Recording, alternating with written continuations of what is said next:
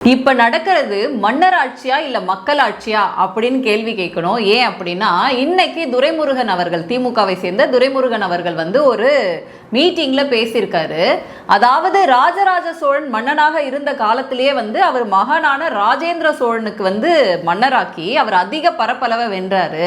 அதே மாதிரி உதயநிதி ஒரு ராஜேந்திர சோழன் மாதிரி அவரும் பாத்தீங்கன்னா பெரிய லெவல்ல வெற்றி பெறுவார். அவர் செய்யற காரியம் எல்லாம் பக்காவா இருக்கு, அவர் ஒரு குறுநில மன்னன் அப்படின்னு சொல்லிட்டு புகழாரம் சூட்டியிருக்காரு. இதெல்லாம் தேவைதானா? உண்மையிலே களம் எப்படியா இருக்கு அப்படிங்கறத இந்த காணொலியில பார்க்க போறோம். வணக்கம், நான் லோகேஸ்வரி.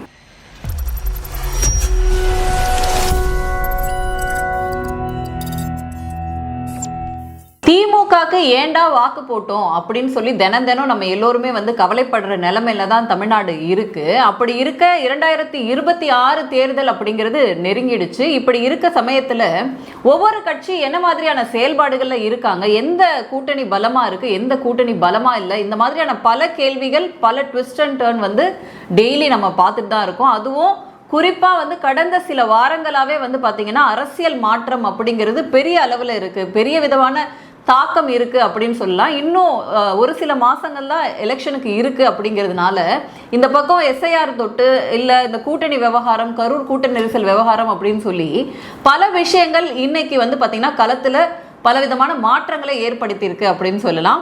குறிப்பாக திமுகவுடைய கட்டமைப்பு ப்ளஸ் கூட்டணி அப்படிங்கிறது இன்னைக்கு ஒரு பலமான கூட்டணி அப்படின்றது போக திமுகவும் பலகீனம் அடைஞ்சிட்டு இருக்கு அப்படின்ற கேள்வி இருக்கு. பட் ஆனால் at the same time opposite கூடாரம் பலமா இருந்தா மட்டும்தான் திமுகவை வீழ்த்த முடியும் அப்படிங்கிற ஃபேக்டரை நம்ம யாருமே மறுக்க முடியாது. குறிப்பா திமுகக்குள்ள துரைமுருகன் போன்றவர்களுக்கு இப்ப பொதுச் செயலாளரா இருக்காரு. அவர் பொதுச் செயலாளர் பதவியிலிருந்து விலக்கப்படுவார்.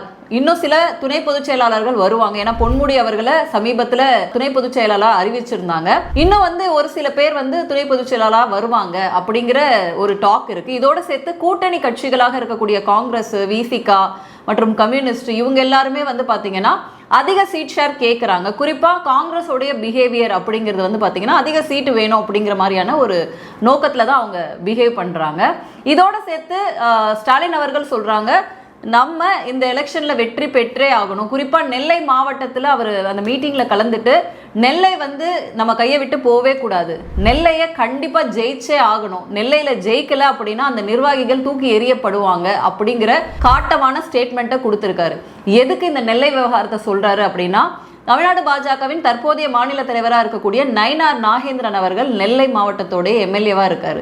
ஸோ ஒரு மாநில தலைவரையே தோக்கடிச்சா திமுக எவ்வளவு பலமா இருக்கு அப்படின்றது காட்டுறதுக்காக தான் அவர் அந்த ஸ்டேட்மெண்ட்டை சொல்லியிருக்காரு. இதுக்கு பதில் அளிச்சிருக்க நயினார் நாகேந்திரன் அவர்கள் என்ன சொல்லியிருக்காங்க அப்படின்னா, நெல்லை மட்டும் கிடையாது 234 தொகுதியிலும் திமுக தோல்வி அடையும், அது நடந்தே தீரும் அப்படிங்கிற மாதிரி அவரும் ஒரு சபதத்தை போட்டிருக்காரு. ஸோ இந்த பக்கம் பாத்தீங்க அப்படின்னா கடந்த ஒரு வாரமாவே அரசியல் பரபரப்புக்கு கொஞ்சம் பஞ்சமே இல்லை அப்படின்னு சொல்லலாம். ஏன்னா விஜய் அவர்களுடைய அந்த கூட்டம் இருக்கு இல்லையா, கரூர் விவகாரத்துக்கு அப்புறமா ஒரு பொதுக்கூட்டம் ஒன்று போடுறாங்க. அங்க பல விஷயங்கள் பேசுறாரு. அகெயின் திமுகக்கும் தாவைக்காக்கும் தான் போட்டி அப்படின்னு சொல்லி அவர் ஒரு ஸ்டேட்மெண்ட்டை சொல்லி அதிமுகவோட கூட்டணி விவகாரம் அப்படிங்கிறதுக்கு ஒரு ஃபுல் ஸ்டாப் வச்சிருந்தாரு.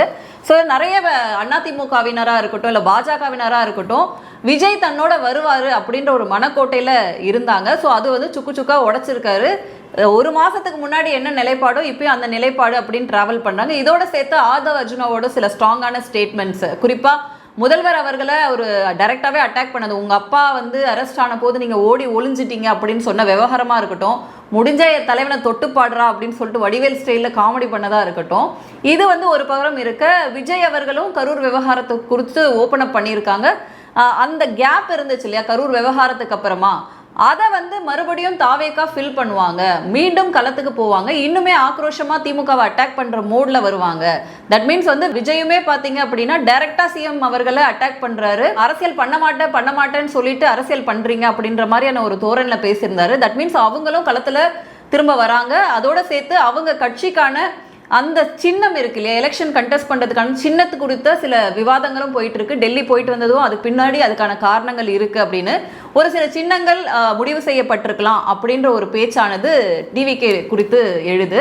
இந்த பக்கம் என்டிஏ கூட்டணி, இதை பத்தி கண்டிப்பா நம்ம பேசியே ஆகணும். என்ன நடக்குது என்டிஏ கூட்டணி அப்படின்னு சொல்லிட்டு, என்ன நடக்கும் அப்படின்னா, ஒரு ஆளும் கட்சி இருக்கு அப்படின்னா அதை வீழ்த்துறதுக்காக எதிர்கட்சிகள்லாம் அரும்பாடுபட்டு வேலை பார்ப்பாங்க. எப்படியாச்சும் அவங்கள ஆட்சி கட்டிலேருந்து இறக்கிடணும், நம்ம வந்து அந்த ஆட்சி அமைச்சிடணும் அப்படின்னு சொல்லிட்டு ராப்பகலா அவங்க என்ன செஞ்சாலும் வந்து கேள்வி எழுப்புறதுமா ப்ரெஷர் கொடுக்கறதுமா இருப்பாங்க. இங்க எதிர்கட்சி, பிரதான எதிர்கட்சியா இருக்கக்கூடிய அதிமுக தங்களை காப்பாத்திக்கிறதுக்கே இங்க ஒரு பெரிய போராட்டமா இருக்கு. குறிப்பா வந்து நார்மலா வந்து ஆளுங்கட்சியா இருக்கவங்களை வீழ்த்தியே தீர்வோன்னு தான் பேட்டிலாம் கொடுப்பாங்க மூத்த அரசியல்வாதிகள். இங்க ஓபிஎஸ் அவர்களா இருக்கட்டும் அல்லது டிடிவி தினகரனா இருக்கட்டும், எப்படியாச்சும் வந்து துரோகி எடப்பாடியை வந்து ஆட்சிக்கு வராம பார்த்துப்போம் அப்படின்னா தட் மீன்ஸ் நான் பழனிசாமியோட சேர்வதற்கு வாய்ப்பே இல்லை. துரோகத்தை அம்மா மக்கள் முன்னேற்ற கழகத்தால் ஏற்றுக்கொள்ள முடியாது, அதுக்கு வாய்ப்பே இல்லை. திமுக ஈஸியா ஜெயிச்சுட்டு போகும் அப்படிங்கிற மாதிரியான ஸ்டேட்மெண்ட். திமுக தான் களத்துல நல்லா இருக்குன்னு ஓபிஎஸ் ஒரு பக்கம் சொல்ல, இவங்கெல்லாம் வந்து பாத்தீங்கன்னா திமுக அப்படின்ற கட்சியை வீழ்த்துறதுக்காக உருவான ஒரு கட்சி தான் வந்து அதிமுக அப்படின்றத மறந்து காலகாலமா நாங்க அதிமுகவோட விசுவாசிகள், எம்ஜிஆரை பின்பற்றோம், ஜெயலலிதா அம்மாவை பின்பற்றோம் அப்படின்னு சொல்லிட்டு இந்த பக்கம் பாத்தீங்க அப்படின்னா திமுக ஜெயிக்கிறதுக்கான எல்லா வழிவகைகளும் செய்யறாங்க. அவங்களோட நோக்கம் என்னவா இருக்கு அப்படின்னா எடப்பாடி ஒரு காலமும் சிஎம் ஆயிடவே கூடாது அப்படிங்கிறத ரொம்ப உறுதியா இருக்காங்க. இதுக்கு பின்னாடி பல ஜாதி கணக்குகளும் இருக்கு அப்படின்னு நம்ம சொல்லணும். ஏன்னா தென் மாவட்ட அரசியல் அப்படிங்கிறத நம்ம பார்க்கணும். இந்த விஷயத்துல இந்த மாவட்ட வாரிகளா நம்ம பிரிக்கும் பொழுது நார்த் சைடு அப்படின்னும் பொழுது பாத்தீங்கன்னா பெரும்பாலும் வந்து எஸ்சி மக்களுடைய வாக்குகள் அப்படிங்கிறது திமுக பக்கம் போகுது, அதாவது குறிப்பா திருமாவளவன் விசிகாக்கு போகுது அப்படின்னு. தென் மாவட்டங்கள் பொறுத்த வரைக்கும் தேவர், தேவேந்திரர் மற்றும் நாடார் சமூக வாக்குகள் அப்படிங்கிறது இருக்கு.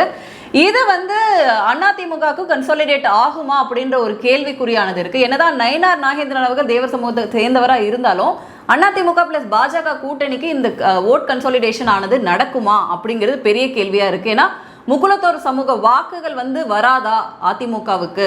ஏன்னா அதோட சேர்த்து செங்கோட்டையன் அவர்களுடைய பரபரப்பான பிரஸ் மீட், இது வந்து செங்கோட்டையன் அப்படிங்கிறவர் வந்து பலகாலமா அரசியல்ல இருக்கக்கூடியவர், அதிமுகவுடைய தீவிர விசுவாசி. அம்மா பீரியட்ல வந்து பாத்தீங்கன்னா பெரும் பவரோட இருந்தவர். எடப்பாடி வந்து சிஎம் ஆறதுக்கே நான் தான் ரெக்கமெண்டேஷன் பண்ணேன் அப்படிங்கிற ரேஞ்சுக்கு அவருக்கு ஒரு இமேஜ் ஆனது அதிமுகவில் இருக்கு. பட் இந்த இமேஜ் இப்ப இருக்கா? கட்சியில இருந்து அடியோட அவர் நீக்கப்படுறார். அவரோட சேர்த்து அவரோட ஆதரவாளர்கள் நேற்றைக்குமே வந்து பாத்தீங்கன்னா ஒரு 10-12 பேரை வந்து நீக்கி இருக்காங்க அதிமுகல இருந்து. இது யார் போய் பேசுறா, யார் உண்மை பேசுறான்னு ஊடகம் மூலம் பத்திரிகை தெரிஞ்சு ஒவ்வொரு செயல்பாடும் கிட்டத்தட்ட ஒரு ஆண்டு காலமாக சரியில்லாம ஒரு சூழ்நிலை தான் பார்த்து, அதாவது ஒற்றை தலைமையை நோக்கி ஓடும் பொழுது ஒரே ஒரு பவர் சென்ட்ரிக்கா நான் சொல்றது மட்டும்தான் இங்க நடக்கணும். இன்னைக்கு பவர்ல யார் இருக்காங்க, யார் பவர் சென்ட்ரிக்கா இருக்காங்க? அதிமுக பொறுத்த வரைக்கும் ரெட்டை இலை இது யார்கிட்ட இருக்கோ அவங்க தான். அதோட சேர்த்து அந்த கட்டமைப்பு பலம் வந்து ரெட்டை இலை சின்னத்துக்கு தான் இருக்கு. ஸோ இன்னைக்கு இதை மொத்தமாவே கைப்பற்றிடணும் அப்படிங்கிற ஒரு நோக்கத்துல தான் அதிமுக இருக்கு. சில கொலாட்ரல் டேமேஜஸ் அப்படிங்கிறது வந்து நடக்கிறது வந்து தவிர்க்க முடியாது. அப்பதான் அந்த கட்சியை வந்து காப்பாற்ற முடியும் அப்படின்ற நோக்கத்துல இருக்காங்க. பட் ஆனா இங்க எப்படி இருக்கு அப்படின்னா அதிமுகல இருந்து வெளியே போனவங்க அதிமுகவை வீழ்த்தணும், எப்படியும் அதிமுக இந்த எலெக்ஷன்ல ஜெயிச்சிடக்கூடாது அப்படிங்கிற ஒன்று எண்ணத்துல தான் பேசுற மாதிரி இருக்கு. குறிப்பா செங்கோட்டையன் அவர்கள் சில காலங்களா அவர் என்ன சொல்லிட்டு இருந்தாரு அப்படின்னா ஒண்ணுபட்ட அதிமுகவா இருக்கணும், வெளியே போனவங்களெல்லாம் உள்ள சேர்த்து பெரிய கட்டமைப்பு பலத்தோட வந்து திமுகவை வீழ்த்தணும் அப்படின்னு சொல்லிட்டு இருந்தவர் இன்னைக்கு எப்படியா சொல்றாரு அப்படின்னா பாஜக வந்து முன்னெடுப்புகளை எடுத்தாங்க, நாங்கெல்லாம் ஒன்னா சேரணும் அப்படின்னு. பாஜக சொல்லிதான் நான் சில விஷயங்களை செஞ்சேன், பாஜக தான் இதுக்கு பின்னாடி இருக்கு அப்படின்னு சிலது சொல்றாரு. என்னை அழைத்தவர்கள் பிஜேபி தான், அழைத்து இரு இயக்கங்களையும் ஒன்று இணைக்கப்பட வேண்டும் என்று கூறியதும் அவர்கள் தான். அதாவது வந்து அதிமுக பிளவுபட்டு இருந்த காலத்துல பாஜக கிட்ட உதவியை நாடின மாதிரியும் பாஜக சொல்லிதான் சில விஷயங்கள் செஞ்ச மாதிரியும் தான் செங்கோட்டையன் அவர்கள் பேசியிருக்காங்க. ஸோ இதை வந்து முற்றிலுமா மறுக்கிறாரு நயினார் அவர்கள். நயினார் என்ன சொல்றாரு அப்படின்னா செங்கோட்டையனுடைய இந்த மாதிரியான பிஹேவியர் இந்த பிரஸ் மீட்டுக்கு பின்னாடி வந்து திமுக தான் இருக்கும் அப்படின்ற சந்தேகமானது எழுது அப்படின்னு சொல்றாங்க. செங்கோட்டையன் விவகாரத்துல கூட திமுக பின்னணியில் இருக்குமோங்கிற சந்தேகம் எங்களுக்கு இருக்கு. இங்க நம்ம பாக்குறதுல போது என்ன தெரியுது அப்படின்னா ஒரு ஒரு ஒரு இமேஜ் ஒன்று இருக்கும் இல்லையா, திமுக படுத்துக்கிட்டே வந்து இவங்க அடிச்சுக்கிறதெல்லாம் பார்த்து சந்தோஷப்படுறாங்க, எளிமையா திமுகவை ஜெயிக்க வைக்கிறதுக்காக இவங்கெல்லாம் பாடுபடுறாங்க அப்படிங்கிற மாதிரி தான் இருக்கு.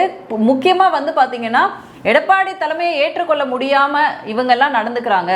ஒரு படி மேல போய் செங்கோட்டையன் அவர்கள் சொன்ன விஷயம் இருக்கு இல்லையா, இது வரைக்கும் திமுக மேல வைக்கக்கூடிய பெரும் குற்றச்சாட்டு குடும்ப கட்சியா இருக்கு, அங்க வந்து புள்ள மாப்பிள்ளை அம்மா அப்புறம் தங்கச்சி அப்படின்னு சொல்லிட்டு அந்த கட்சியை கபலீகரம் பண்ணி அது ஒரு குடும்ப கட்சி, தலைமைக்கு வேற யாரும் வர முடியாது அப்படிங்கிற ஒரு போக்குல தான் எப்போதுமே வந்து அவங்களை குற்றம் சாட்டுவாங்க, பாஜகவா இருக்கட்டும் இல்ல மற்ற கட்சியினரா இருக்கட்டும்.